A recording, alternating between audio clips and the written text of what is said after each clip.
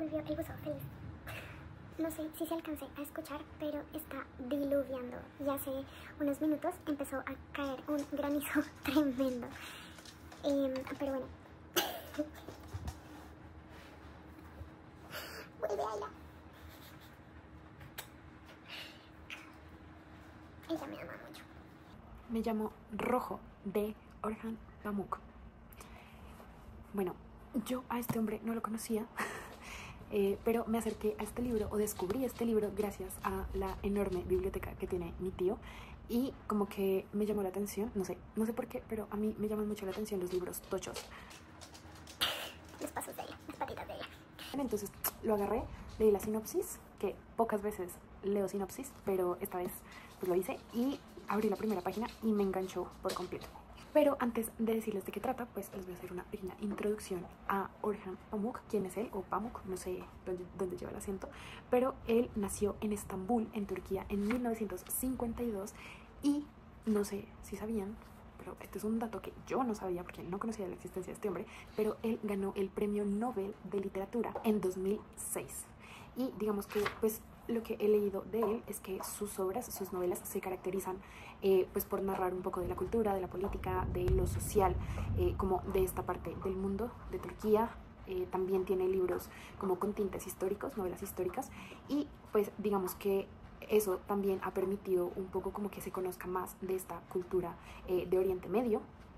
Digamos que obviamente él no es el único escritor que ha escrito sobre esto, valga la redundancia, sobre esta cultura de Oriente Medio, pero personalmente yo solo había leído a Elif Shafak, que es una de mis autoras favoritas. Sus libros también se caracterizan como por narrar un poco también de esta cultura. Ahora sí, adentrándonos en este libro, esta es una novela histórica y está situada en la gloriosa era del Imperio Otomano, justo como antes de su decadencia, de su declive.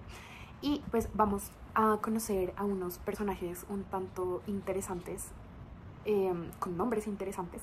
El libro se llama Me llamo Rojo y me parece muy interesante el título. De hecho, solo hay un capítulo en toda la novela en el que se llama, o sea, como que se llama Me llamo Rojo y hace referencia al color rojo, al color que pues las diferentes artistas o los diferentes artistas han utilizado como para representar la sangre, para representar un crepúsculo, así como este color rojo, su pasión, su pureza. Entonces digamos que a medida que vas leyendo el libro como que vas entendiendo por qué este es el libro del título y también por qué el autor le dedica todo un capítulo a este color. Bueno, básicamente vamos a empezar con el asesinato de un ilustrador muy famoso en Estambul. Digamos que este ilustrador hace parte de un grupo de ilustradores que allá se los llamaba ilustradores, pero digamos pintores. Entonces en este taller pues digamos que la idea es que hay un gran maestro que cría y en esa crianza también educa en la pintura, en las diferentes técnicas y estilos de los ilustradores ancestrales o pasados, pues para hacer pinturas, para hacer ilustraciones para el sultán. Y es muy interesante porque es como si, o sea, este cadáver o su espíritu nos va a narrar su muerte. Y este es el preámbulo que va a llevarnos por toda la historia. El libro lleva la voz en cada uno de los capítulos de cada uno de los personajes. Entonces, por ejemplo, hay muchos capítulos que se llama Me llamo Negro y pues nos va a llevar como por la voz y por las experiencias de Negro.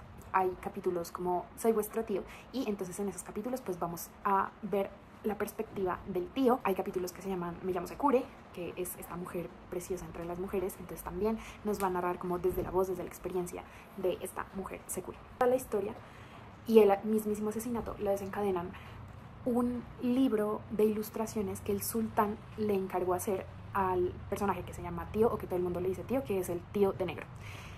Y este libro ha suscitado muchísimo interés entre la comunidad de ilustradores porque no es un libro común y corriente, ya que en este libro lo que se quiere ilustrar es como al sultán y todo lo que el sultán, el gran sultán, pues gobierna, ¿no?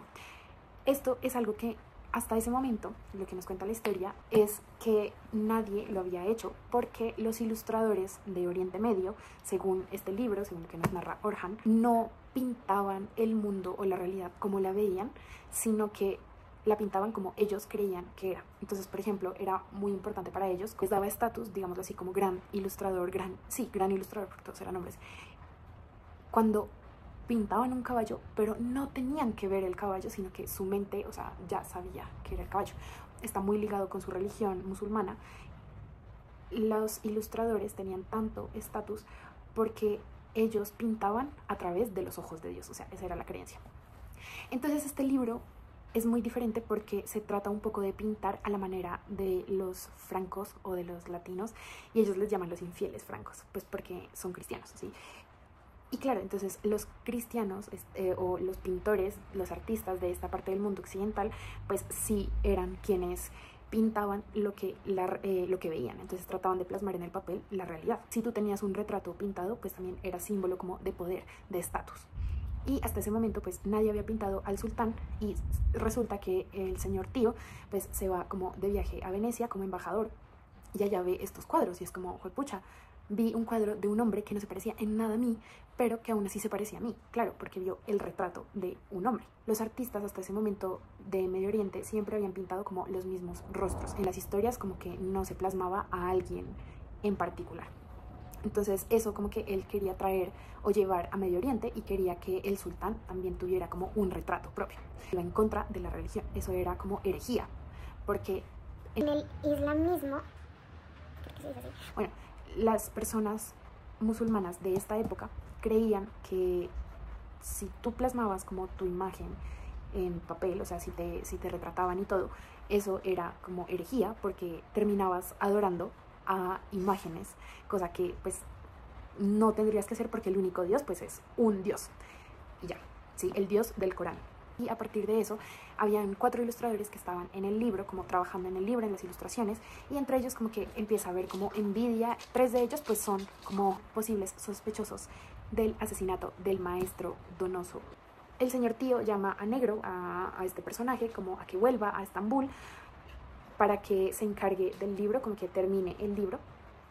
Y en esta intriga como de saber quién es el asesino, pues es que llega Negro, y el tío también le dice como, mira, está pasando esto, o sea, hubo un asesinato, yo sospecho que entre mis 3 ilustradores, pues que siguen vivos, está el asesino.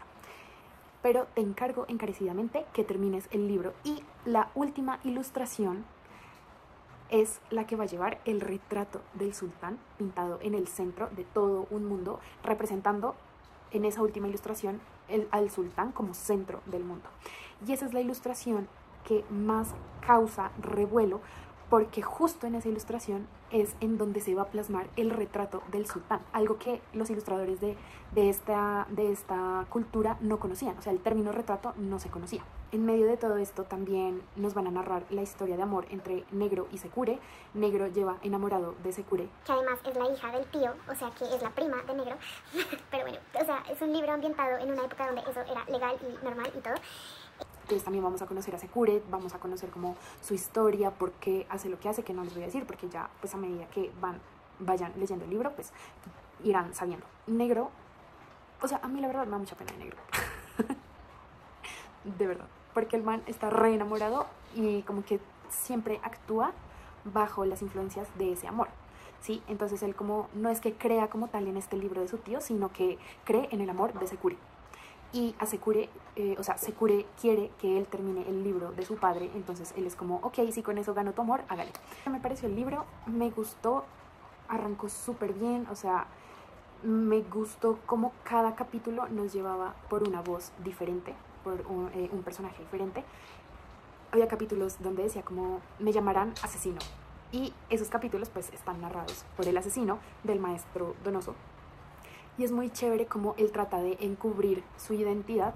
Recordemos que entre los 3 ilustradores está el asesino. Entonces es como, a partir de las historias de mis hermanos, ya sospechan quién soy, ya saben quién soy. Entonces como que chévere que el asesino se dirija a ti. También el libro como que rompe esa tercera pared y te va narrando la historia a ti, lector, lectora. También me pareció súper interesante conocer diferentes historias, la filosofía de antigua, como de esta cultura, de esta religión, porque hay capítulos en los que el personaje te narra una historia ponle como un cuento, como si fuera un cuento, no sé, de los hermanos Grimm, pero es una historia como una leyenda para ellos. Y a partir de esas leyendas de pintura, también de grandes ilustradores, como que hay una enseñanza. Entonces no aspiraban como a ser conocidos por el público, los artistas o los ilustradores no tenían como un estilo, una firma, porque si firmaban se creía que la pintura pues estaba imperfecta. ¿Y por qué vas a firmar? Porque el firmar también traía consigo como vanidad, como poder, y pues los ilustradores, esta es la filosofía de ellos, ¿no? Como que los ilustradores nunca aspiran a tener poder, nunca aspiran a ser reconocidos, nunca tendrían por qué pintar por dinero, por estatus, sino simplemente por pintar a través de los ojos de Dios. Es interesante ver esta filosofía, tratar de entender esta filosofía. La verdad, no estoy... Perdón, sí escuchan patitas de perro, pero Ayla está jugando con la pelota. Yo la verdad no entiendo esta filosofía, como, o sea, por más que trataba yo decía, pero no tiene sentido nada de lo que me están diciendo. Pero me gustó mucho como acercarme a esto, pues vuelvo y digo, este no es mi primer autor de Oriente Medio, entonces ya me había acercado un poco a esta cultura. Sin embargo, me llamó mucho la atención porque está situado en el antiguo Imperio Otomano y pues a mí me encanta la historia y me encanta que hayan novelas históricas que me lleven, como sí, por personajes ficticios, pero que al menos me acerquen un poco a saber cómo era la realidad en esa época, o sea, cómo era vivir en esa época, como un aproximado. Entonces me encantó eso, pero sí sentía que a veces era como muy pastoso, o sea, como muy lento. No les voy a mentir, había páginas que literal pasaba porque sentía que, o sea, estaban narrando cosas como muy repetitivas, como, sí, no sé. Siento que es un libro que al ser grueso, pues uno lo puede leer como con calma, con tiempo. Yo este libro lo leí solo, no estaba leyendo ningún otro libro, porque pues precisamente esta era una de mis metas de este año, que era como no leer más de 2 libros a la vez para poder adentrarme en la historia, y eso hizo que literal me haya adentrado en la historia sin pensar en otros personajes, sin pensar en otros libros. Entonces sí, me gustó mucho. Si les gusta de historia, si les gustaría saber y acercarse más un poquito de Oriente Medio, léanlo. Si les gusta leer premios Nobel, léanlo. Y nada, nos vemos.